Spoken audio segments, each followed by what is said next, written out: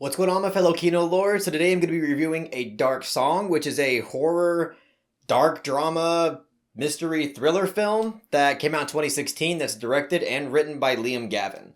So A Dark Song is actually a $50 page request from one of my new patrons, Michael Rach. I can't thank you enough for supporting me in this channel. It really means the world to me and truly hope that you enjoy what I have to say about the movie. So I gotta say, A Dark Song is a film that I have never heard of until Michael requested it to me. This film, I guess, flew completely under my radar, and I think it did for a lot of people, because everybody that I talked to about this movie after the fact told me that they've also never heard of this movie. So, this is a pretty, independent, obscure little movie that I was excited to check out, especially when I read the brief synopsis of this movie, which conceptually is about a woman who dives into occult rituals in order to talk to her dead son and perhaps even seek revenge. So with just knowing that much on the surface, which to me is not that much, this seemed like something that was right up my alley. And after watching the movie, I think it was up my alley. There's plenty of things about this movie that I admired and felt absorbed in. I think the strongest thing about this movie that I admired was its unforgiving, slow burn attitude and its atmosphere overall. I think if people go into this movie expecting a flat-out horror film, you're going to be disappointed, because again, this movie isn't just a horror movie. There are horror elements to it, but it's definitely a more like a dark meditative experience. It's supposed to be a very existential and introspective experience, but explored through horror and macabre concepts like the occult and like demonic rituals.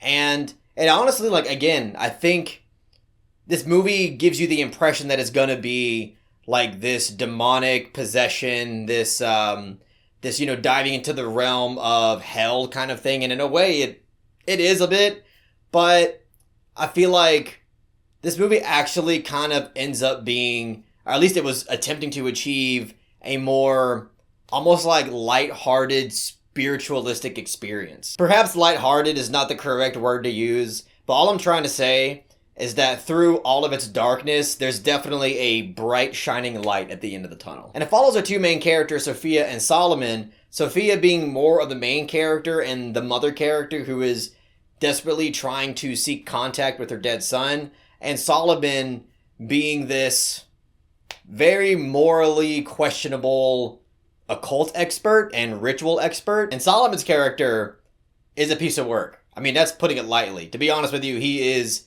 a jackass, but he's a layered jackass. He's somebody that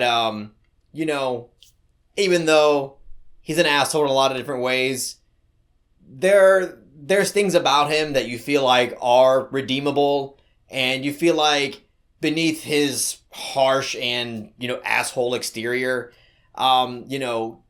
he really does care, and he is trying to not only help her, but just really help everyone in this situation. And I really enjoyed how this movie really took its time building the occult ritual stuff. A lot of times when we've seen horror movies, we see characters jump right into the ritual and jump right into the scenery of contacting the dead and stuff. But here it's very detailed, very drawn out, and there's a lot of specifics that went into preparing for these kinds of rituals. And I really liked that element of it, because it made it feel more authentic. It made it feel more believable and engaging when we finally get more immersed into these ideas. And I really liked how eventually it commits fully to the supernatural element of it. Because for a while, I think most audiences that watch this, they're still in a state of limbo of feeling like they're not sure if this guy Solomon is just bullshitting her. If any of this stuff around her is actually real, or if he's just kind of manipulating the situation. But then it hits a point where it's okay, yeah, there's actually weird shit going on that we simply don't understand. And it's through that weird shit that we don't understand that we get some pretty haunting sequences, and even some beautiful sequences. Like this one scene I have in my wallpaper, it's honestly very angelic imagery, that felt, again, very life affirming. But then in other moments where shit's really hitting the fan, you get some nightmare fuel imagery. There's this one piece of imagery that's like very dark, very black, and there's a figure smoking a cigarette in the dark, and it feels like something that you would definitely see in one of your sleep paralysis episodes. But it overall does feel like more of a psychological exploration than it does a horror movie, because even though in the third act there are moments that feel like a flat-out horror movie, I think this film's focus is very consistent on its dedication to its themes, especially regarding revenge versus forgiveness. And for the most part, I think that it's explored well. And I actually did enjoy the ending, and I could see the ending being a bit divisive amongst people that do watch this movie. Either because you might feel like it led up to not the most... Because again, this movie is a slow burn, and it takes a lot of time to build and build and build, and maybe they might not find it as to be the most satisfying payoff. But personally, I dug it.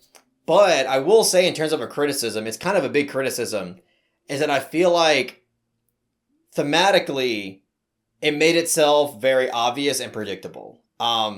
Because the way that the concepts of forgiveness get brought up in regards to her character, and the concepts of revenge that get brought up, it makes it very obvious not only what the message of the movie is going to be, but like where the ending is going to lead. So I think like the way that it approached the writing and approaching like expressing its thematic messages was to me the biggest flaw of the movie, because by the time we actually get to the finale and where it finally leads, I feel like the impact of it is just not as powerful as it could have been. But again, personally, I still enjoyed the payoff and I got something out of it. I just feel like there was more potential there. And for me personally, I do think that the better elements of this movie are actually the more darker and shocking moments. Like there's this moment between Solomon and Sophia that takes place in a bathtub.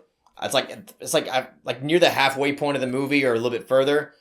And that was, again, like that's the way that it's shot, and just the context of that scene alone it's a pretty harrowing scene, and it's moments like that I feel like I found more evocative. But as I mentioned, even through all of its darkness and some of its shock that we see in the movie, it ultimately does have like a positive and life-affirming message that is honestly, it felt kind of biblical, especially with the elements that it has to say about forgiveness, which felt a little bit odd considering the content that's in the movie. But I do admire the message, and I do think it is an important one, especially for those grieving or don't have closure. It's like it's kind of the antithesis to like a rape revenge movie. But ultimately, I do think that it's the craft and the subtlety of it that I enjoyed most of all. Like again, like that slow burn approach to it, the atmospheric element to it, and just like again, like the use of sound in certain scenes are very effective. Especially with like the use of voices, just like it felt very haunting and like genuinely suspenseful. And I just love the way that this movie like took its time and built suspense through, again, a more delicate craft. But like I said earlier, the most important thing that you should know before going into this movie is to not go in expecting a full-on horror movie. I know that the brief synopsis of it can give off the impression that it's going to be a horror movie, especially since it's about occult rituals and entering like a demonic realm, but it's only like horror is only like a subgenre of it. I think it's actually more of like a suspense, psychological dark drama. That's the best way I guess I could describe it. So with all that being said, I'll give A Dark Song a soft to solid 7 out of 10. Yeah, I mean, I definitely recommend this movie. I think that this film deserves more eyes. I actually consider it to be a bit of a gem. I mean, I know that I'm not like super in love with it or anything, but there are plenty of elements of this movie that not only I admired, but I think a lot of people will as well, especially if you go in with the proper expectations. But anyway, that's all I got to say about A Dark Song. If you really enjoyed what I had to say about the film, please give it a thumbs up and share it amongst your friends. And don't forget to subscribe to the channel to be updated on more film-related content.